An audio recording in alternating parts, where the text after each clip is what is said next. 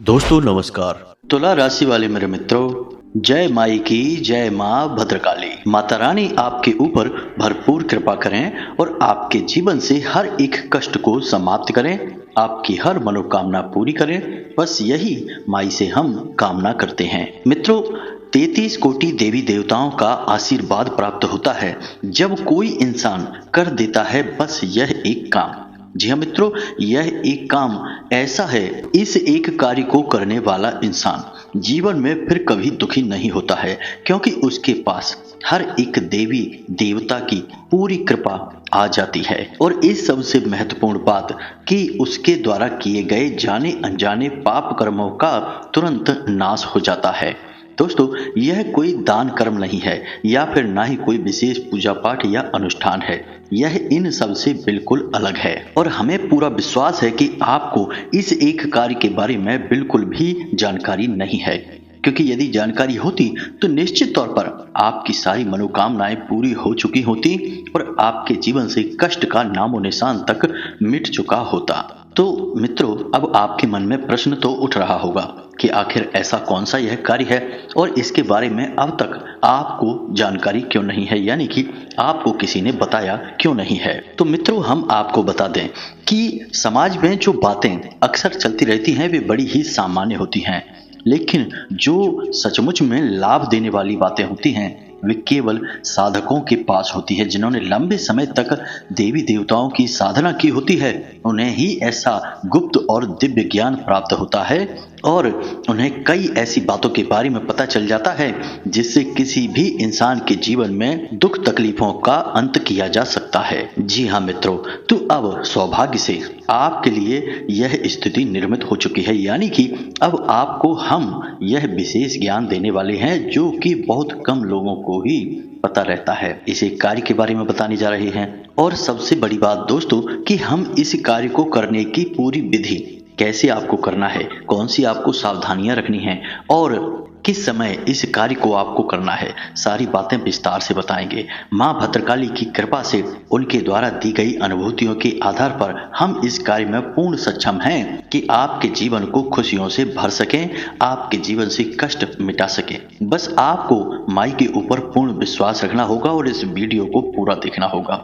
यदि आपने वीडियो को अधूरा छोड़ दिया तो यह निश्चित तौर पर एक बहुत बड़ी भूल है, आपके जीवन का सबसे गलत फैसला है, क्योंकि मित्रों ऐसा ज्ञानवर्धक वीडियो रोज देखने को नहीं मिलता है और हम माई के सेवक हैं और सच्चे मन से आपके लिए कार्य कर रहे हैं, आपके जीवन में खुशियां लाने की कोशिश कर रहे हैं। अब यदि इतने में भी आप धैर्य से पूरे ज्ञान को हासिल नहीं करेंगे, आधा अधूरा वीडियो देखेंगे, तो फिर आपके जीवन में खुशियां कहां से आएंगी। धैर्य तो आपको रखना ही होगा। कुछ लोग हमेशा कमेंट करते हैं, जल्दी जल्दी बता दो, सीधे बात बता दो, क्यों इतना लंबा वीडियो बनाते हैं। तो मित्रों, हम उन लोगों से कहना चाहते हैं कि यदि आपके पास 15-20 मिनट का समय भी नहीं है जीवन को बदलने वाले ज्ञान को हासिल करने के लिए, तो इसका मतलब यह है कि आप अपने जीवन में सुख समृद्धि के अधिकारी ही नहीं हैं, क्योंकि कामयाबी का पहला सूत्र ही यही कहता है कि कामयाब होने के लिए धैर्य सबसे अधिक अनिवार्य है। यदि आपके पास धैर्य नहीं है तो आप किसी भी कार्य को करने में पूर्ण रूप से अक्षम रहेंगे, यानी उसे नहीं कर सकते हैं। तो मित्रों, पूरे धैर्य के साथ आपको इस वीडियो को देखना है और जो बातें हम आपको बताने जा रहे हैं वे कोई साधारण बातें नहीं हैं, उन्हें कोई बड़ा साधक और गहरे अध्ययन करने वाला इंसान ही बता पाएगा।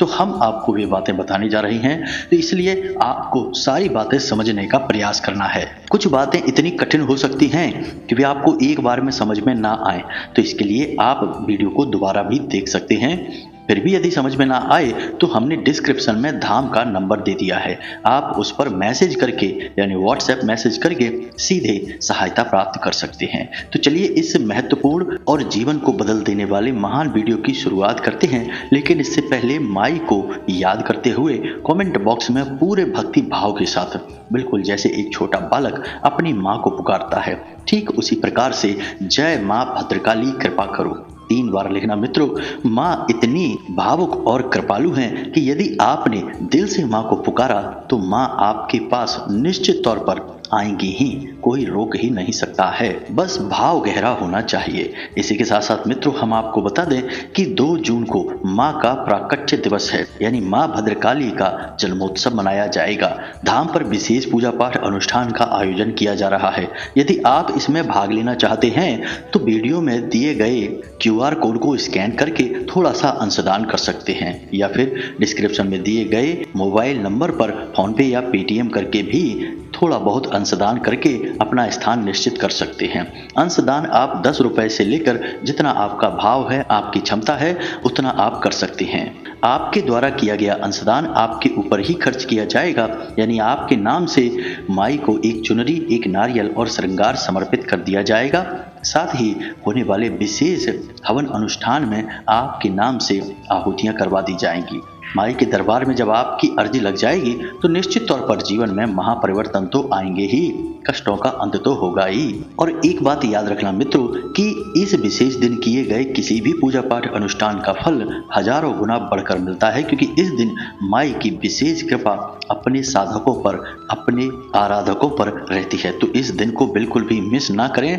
विशेष जानकारियां यदि आपको चाहिए तो डिस्क्रिप्शन में व्हाट्सएप नंबर दिया गया है, आप उस पर संपर्क कर सकते हैं, सारी जानकारी ले सकते हैं।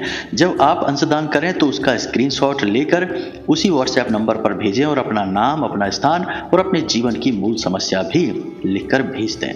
फिर सारा काम हमारा है और माई का है, आप निश्चिंत हो जाइए। उम्मीद है मित्रों आपको सारी बातें समझ में आ गई होंगी। तो चलिए अब वीडियो में आगे बढ़ते हैं। मित्रों आपके जीवन में अभी जो समय चल रहा है वह आपके पक्ष में है।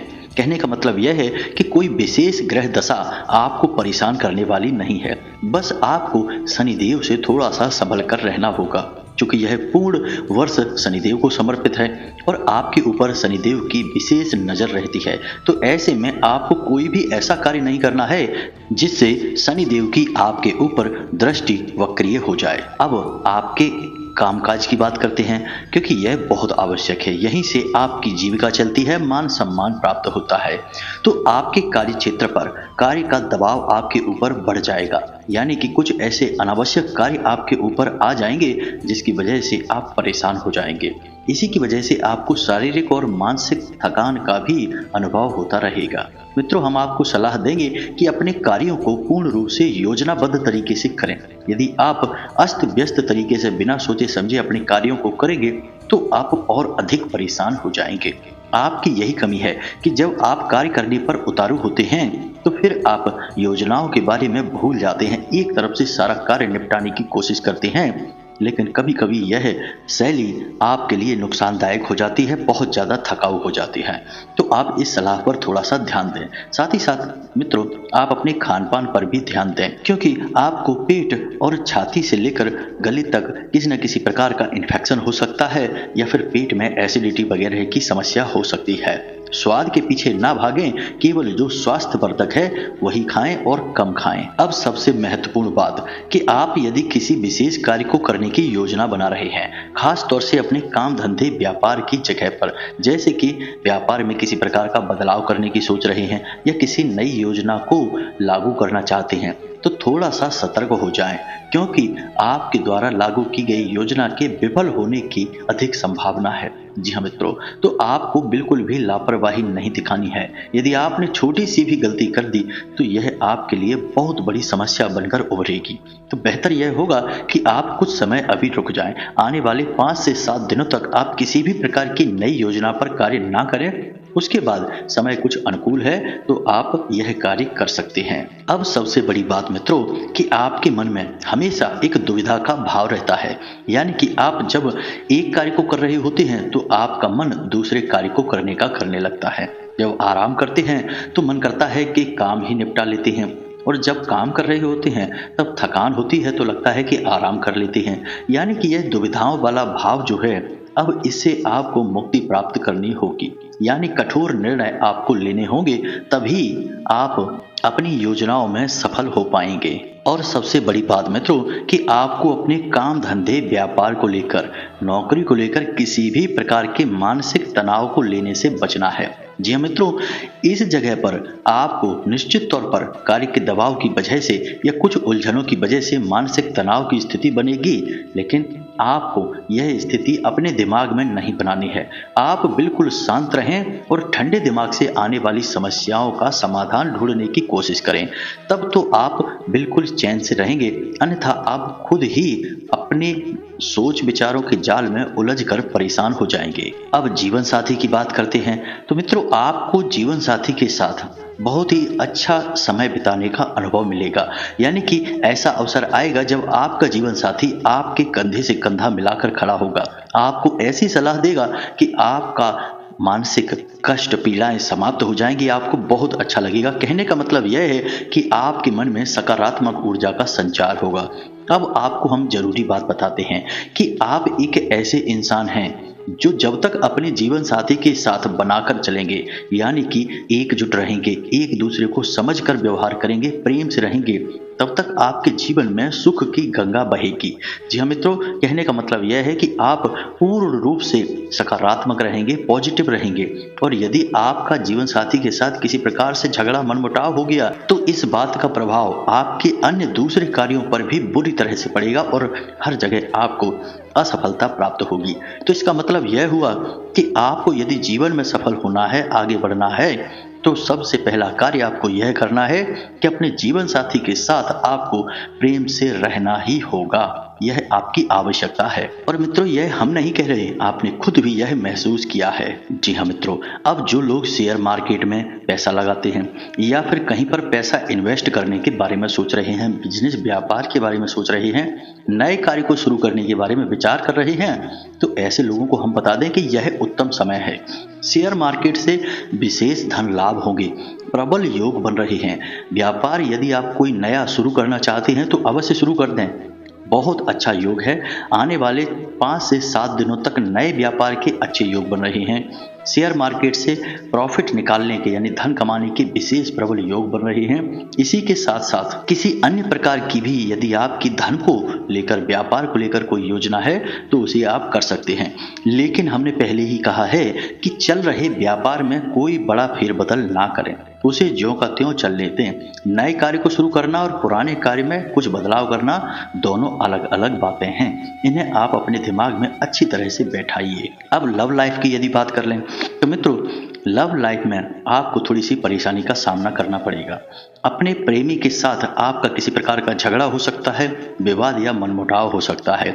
सबसे बड़ी बात यहाँ यह है कि आप दोनों के बीच जब कोई तीसरा इंसान आएगा तो आपके आपस में बीच में कलह क्लेश बढ़ेगा ही बढ़ेगा।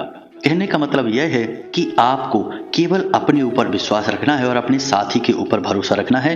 किसी तीसरे इंसान की बात आपको ना तो सुननी है और ना ही माननी है, तब तो आपका प्रेमी जीवन यानी लव लाइफ अच्छी चलेगी, अन्यथा यह बर्बाद हो जाएगी। यह बात बिल्कुल पक्की है। किसी प्रकार की यात्रा का योग बन सकता है अगले 3 से 5 दिनों में, लेकिन यह यात्रा बहुत थकाऊ होगी, आपको परेशान करने वाली होगी, आपको लाभ से ज्यादा नुकसान करवाएगी। लेकिन यदि किसी प्रकार की धार्मिक यात्रा का योग बन रहा है तो आप यह यात्रा अवश्य करें। यह आपके लिए विशेष लाभकारी होगी, क्योंकि यह आपके कष्ट, आपकी परेशानियों को काटने में आपकी मदद करेगी। अब सबसे महत्वपूर्ण बात हम आपको बताने जा रहे हैं कि जैसे आपके जीवन में अच्छा होने वाला है, यानी कई जगह से आपको लाभ प्राप्त होने जा रहे हैं, ठीक उसी समय नकारात्मकता भी आपके ऊपर हावी होगी। यह आपके साथ एक बहुत ही अजीब विडंबना है कि जब भी आपके जीवन में सुख आता है, नेगेटिविटी, नकारात्मकता उसके साथ चली आती है। कहने का मतलब यह है कि आपके साथ जब दिन आता है तो पीछे से तुरंत रात भी चली आती है। यानी कि आप यदि सतर्क न रहें तो आप अपने सुख का कभी लाभ ले नहीं पाते हैं, आनंद ले नहीं पाते हैं। तो नकारात्मकता किस प्रकार की रहेगी? किसी प्रकार की बुरी संगत में आप फंसकर कोई ऐसा कार्य कर सकते हैं जो कि पूर्ण रूप से गलत है, शास्त्रों में बाधित है, और इस कार्य को करने से घोर नकारात्मकता आपको चारों तरफ से घेर सकती है। तो वह गलत कार्य आपको नहीं करना है।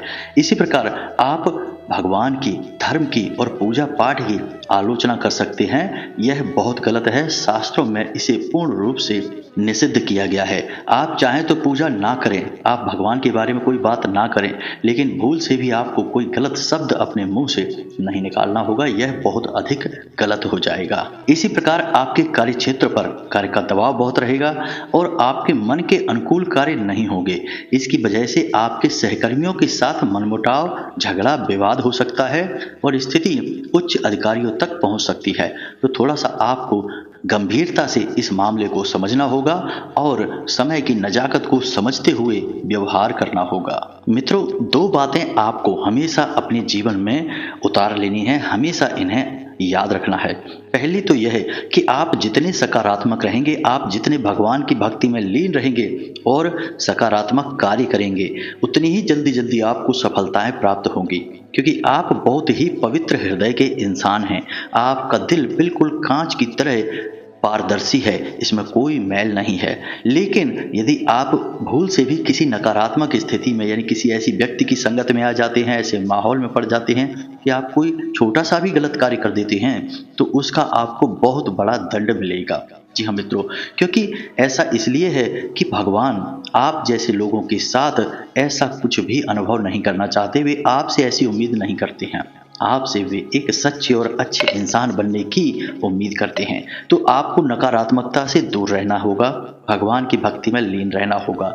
अब यदि आपके जीवन में कष्ट हैं, परेशानी है, तो इसका मतलब यह नहीं है कि वे कष्ट और परेशानी भगवान ने आपको दिए हैं। कहीं ना कहीं से, किसी न किसी प्रकार से आपके नकारात्मक कर्म यानी पाप कर्मों को काटने का यह एक तरीका है। यदि आप इसी के साथ साथ भगवान की भक्ति को भी गहराई से अपना लेते हैं और उसमें डूब जाते हैं, तो ये जो आपके पाप कर्म है, यानी पाप इस जन्म के नहीं है, पिछले कई जन्मों के पाप भी हो सकते हैं। तो जो आपके पाप कर्म है कई जन्मों के, वे और जल्दी कटने लगेंगे। जी हाँ मित्रों, विष्णु पुराण में स्पष्ट तौर पर लिखा है कि यदि किसी इंसान के पाप कर्म उसे पूरे जीवन दुख भोगने को मजबूर कर देंगे, तो वह इंसान यदि भगवान की भक्ति में चला जाता है और पूर्ण रूप से ईश्वर में लीन हो जाता है, तो हो सकता है कि कुछ ही समय में या बहुत छोटे समय में उसके संपूर्ण जीवन के पाप कर्म कट जाएं, क्योंकि भक्ति ही एक ऐसा मार्ग है जो पाप के कोहरे को छांटकर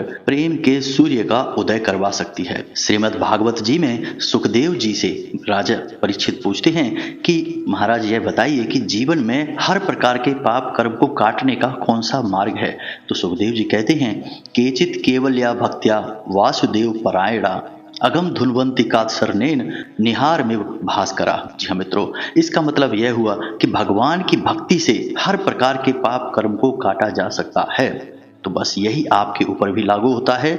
दूसरा कि आपको योग प्राणायाम पर भी विशेष ध्यान देना होगा, अपनी सेहत पर विशेष ध्यान देना होगा। आपकी एक यह कमी है कि जब काम की अधिकता बढ़ती है, जीवन में कष्ट परेशानियां बढ़ती हैं, तो आप अपनी सेहत, अपने बारे में सोचना छोड़ देते हैं। वैसे भी आप एक ऐसे इंसान हैं जो अपने आसपास अपने लोगों की खुशी में अपनी खुशी ढूंढने की कोशिश करते हैं।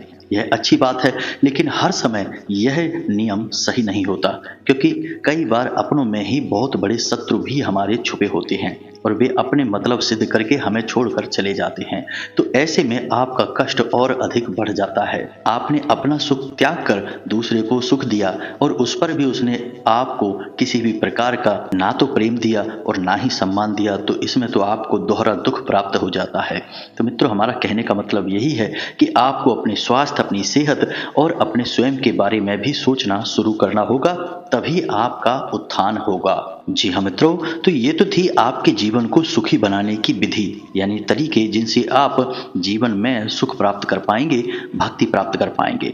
अब हम आपको बताते हैं वह एक विशेष कार्य जिसे कोई साधक ही किसी को बता सकता है, जिसने भगवान की किसी न किसी रूप में किसी भी प्रकार से गहरी भक्ति की होगी, वही बता पाएगा और कोई बता नहीं सकता है। जी हाँ मित्रों, तो इसे आप ध्यान से समझिए। अब बातें गहरी होंगी, हो सकता है आपको एक बार में समझ में ना आए। हमने शुरू में भी पहले वीडियो में आपको बताया है तो ध्यान से सुनिए, इस संसार में हम ईश्वर को, जो परम ईश्वर है, यानी कि भोलेनाथ, भगवान विष्णु, हनुमान जी, राम जी, कृष्ण जी, इन सब में समाहित है और एक रूप है, उसे हम कहते हैं ईश्वर या परमात्मा।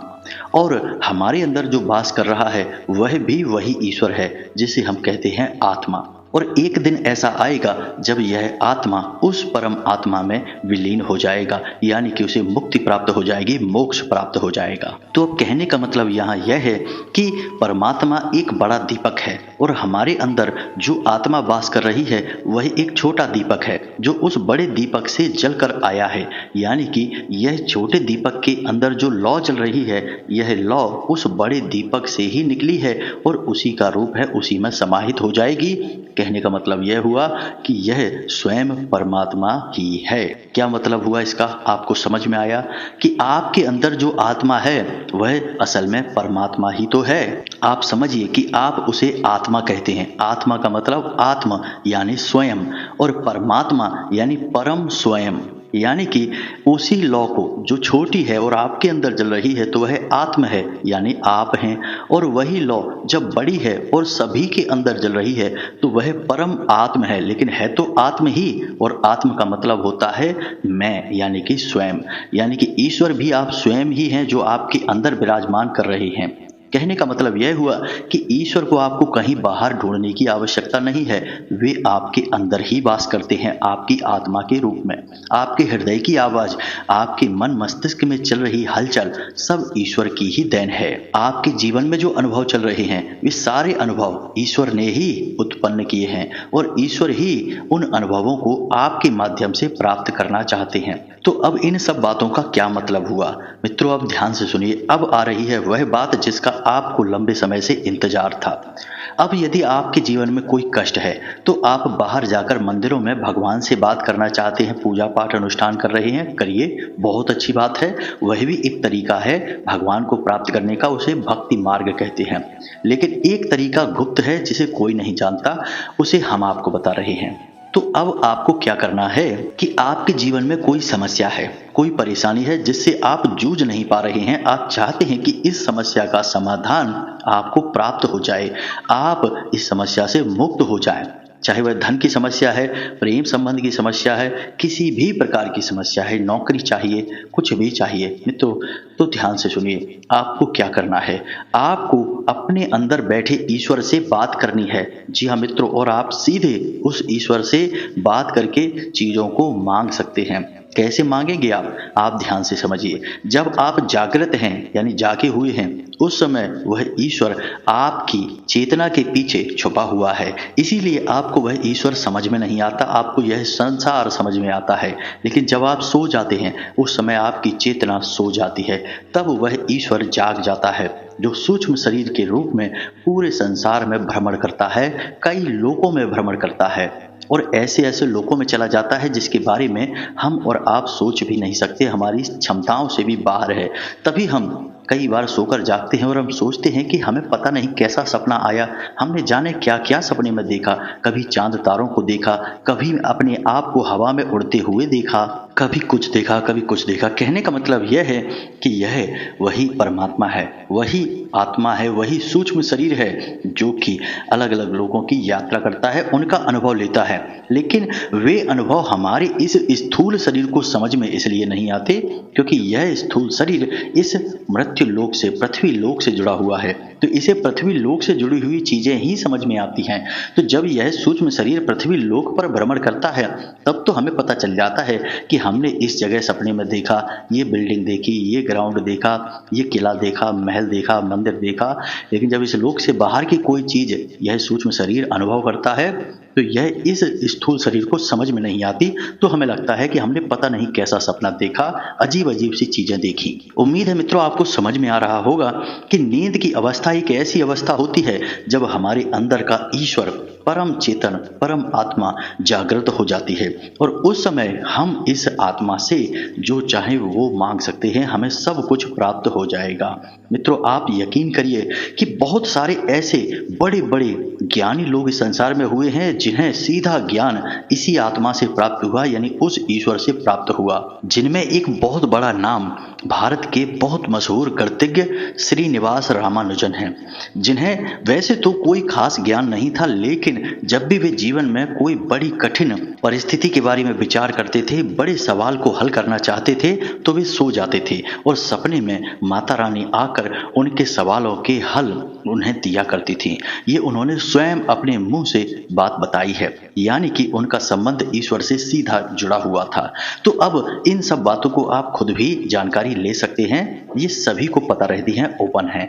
तो अब इतनी सारी बातें हमने आपसे की, अब मूल बात पर आते हैं और आपको समझाते हैं कि आपको कैसे उस ईश्वर से सारी चीजें प्राप्त होंगी जो आप चाहते हैं, और महीनों या वर्षों में नहीं, कुछ दिनों में। ये प्रयोग इतने गुप्त हैं कि इन्हें कोई किसी को नहीं बताता। जो जानते हैं वे चुपचाप अपने पास रखे रहते हैं और जीवन के सुख को प्राप्त करते हैं। जी हाँ मित्रों, तो अब ध्यान से सुनिए। आपको क्या करना है कि जब आप सोने जाते हैं रात्रि के समय, यानी कि आप जब सोने जाएं उस समय ना तो किसी से बात करें, आधे घंटे तक मौन रहें। मौन रहने से आपके अंदर जो चेतन ऊर्जा है वह संघनित होने लगती है।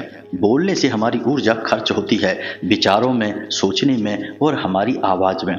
जब आप बोलेंगे नहीं तो आपकी ऊर्जा आपके अंदर ही कैद होने लगेगी, केंद्रित होने लगेगी। अब आधे घंटे तक आपने किसी से कोई बात नहीं की, उसके बाद आप ना तो फोन देखेंगे, ना मोबाइल फोन अपने पास रखेंगे। सीधे बिस्तर पर जब लेटेंगे तो सीधे होकर लेटना है। सिर आपका, यानी आपका चेहरा ऊपर छत की ओर होगा। फिर अपनी छाती पर आपको अपने हाथ रखने हैं, दोनों हाथ रखने हैं। उसके बाद आपको स्वयं से ही कहना है, यानी कि जो भी कुछ आपको चाहिए वह कहना है। आपका जो भी नाम है उस नाम को लेकर कहना है। मानकर चलिए आपका नाम विवेक है और आपको एक नौकरी चाहिए, तो आपको कहना है, विवेक मुझे एक अच्छी नौकरी चाहिए, विवेक मुझे एक अच्छी नौकरी चाहिए। और ऐसा आपको केवल 5 बार कहना है। जी हाँ मित्रों, ज्यादा नहीं, केवल 5 बार कहना है। अपनी छाती पर हाथ रखकर पूरे भाव के साथ 5 बार कहना है। अब आप अपना ही नाम लेकर क्यों कह रहे हैं? इसका बहुत बड़ा आध्यात्मिक रीजन है, क्योंकि आपका सूक्ष्म शरीर अभी इस स्थूल शरीर में वास कर रहा है, तो आपका नाम उस स्थूल शरीर का नाम बन जाता है। जी हाँ मित्रों, आपने देखा होगा कि कभी कभी कोई प्रेत भटकते हैं और जब कोई तांत्रिक उन्हें पकड़ लेता है तो वे अपना नाम बताते हैं। वैसे तो आत्मा का कोई नाम नहीं होता, लेकिन वे जिस शरीर में रहते हैं उस शरीर के नाम को ही अपना नाम मान लेते हैं। तो आपके अंदर जो ईश्वर की परम चेतना है, यानी कि वह आत्मा है, वह आपके नाम को ही अपना नाम मान लेती है। इसलिए आप जब आदेश देंगे अपना नाम लेकर, तो वह समझेगी कि आदेश उसे मिल रहा है, यानी आपकी उस परम चेतना और सूक्ष्म शरीर को आदेश मिल जाएगा। अब आपके लिए ऐसी परिस्थितियों का निर्माण करना, आपके लिए शुभ घड़ियां लाना और आपके जीवन में सकारात्मकता को भर देना, ऐसी ऐसी स्थितियों का निर्माण कर देना कि आपको कहीं से भी मिले एक अच्छी नौकरी मिलेगी ही। यह प्रयोग बहुत शक्तिशाली है। हमने सैकड़ों लोगों को यह प्रयोग कराया और हमें हमेशा सकारात्मक परिणाम ही प्राप्त हुए। आज तक किसी ने आकर यह नहीं कहा कि गुरुजी हमें इस प्रयोग से कोई लाभ नहीं मिला। बेशक लाभ जैसा सोचा वैसा नहीं मिला, थोड़ा बहुत कम मिला, लेकिन मिला तो अवश्य ही है। तो अब आपके जीवन में जो भी कष्ट है, परेशानी है, आप बस इस एक कार्य को करिए और आप देखिए कि हर एक देवी देवता, हर एक शक्ति, चाहे सकारात्मक हो या नकारात्मक हो, आपके लिए शुभ फलदायी बन जाएगी। कुछ ही दिनों में आपका कार्य सिद्ध होगा। कार्य अगर बहुत बड़ा है तो हो सकता है कि उसमें 10 दिन लग जाए, 15 दिन लग जाए या 1 महीना लग जाए। यदि कार्य छोटा है तो 2-4 दिन में ही पूर्ण हो जाएगा। यह बहुत ही जाना माना प्रयोग है और इसे कई बार हमने टेस्ट करके देखा है, हर बार कामयाबी मिली है। उम्मीद है मित्रों कि आपको सारी बातें समझ में आ गई होंगी। अब हमारे कहने से आप इस प्रयोग को एक बार अवश्य करें। जब तक आपको लाभ प्राप्त न हो जाए तब तक इसे करें, क्योंकि हो सकता है कि शुरुआत में आप इसे करें तो आपको यह कुछ ड्रामेबाजी जैसा लगे, मन में भाव उत्पन्न नहीं होगा। जब तक भाव नहीं होगा तब तक आप ईश्वर से नहीं जुड़ पाएंगे, अपने स्वयं की आत्मा से भी नहीं जुड़ पाएंगे। तो भाव हो सकता है 2-4 दिन करने से मन में उत्पन्न होने लगे, जब भाव गहरा हो जाएगा, आपको तुरंत इसका परिणाम प्राप्त हो जाएगा। उम्मीद है जो बातें हमने आपको बताई हैं वे अच्छी तरह से आपको समझ में आ गई हैं। अब हमने कहा था कि माई के धाम से जुड़ जाइए, व्हाट्सएप नंबर पर मैसेज करिए, कुछ अंशदान करिए ताकि माई का यह शुभ कार्य बहुत अच्छी तरीके से पूर्ण हो सके। आप सहयोग करेंगे तो सब कुछ बहुत अच्छे से होगा। मित्रों, हमारे पास इतनी धन सामर्थ्य नहीं है कि हम बड़े बड़े अनुष्ठान करवा सकें, और हम चाहते हैं कि यह आपके लिए किया जाने वाला अनुष्ठान है, तो आपकी सहभागिता होना इसमें बहुत अनिवार्य है। बाकी आपकी स्वेच्छा है। इसी के साथ साथ मित्रों, आज की इस वीडियो को विराम देते हैं। यदि कोई प्रश्न है तो आप व्हाट्सएप नंबर पर या फिर कमेंट में हमें मैसेज करके पूछ सकते हैं। मिलते हैं अगले ज्ञानवर्धक वीडियो में। कमेंट में पूरे भक्ति भाव के साथ जय माँ भद्रकाली कृपा करो एक बार नहीं 3 बार लिखना। माता रानी आपके जीवन में सुख और समृद्धि की बरसात करेंगी और अपने प्रेम भरे आंचल में आपको समेट लेंगी। मिलते हैं अगले ज्ञानवर्धक वीडियो में, तब तक के लिए धन्यवाद। जय माता की। हमेशा खुश रहिए। माई सबका कल्याण करें। धन्यवाद।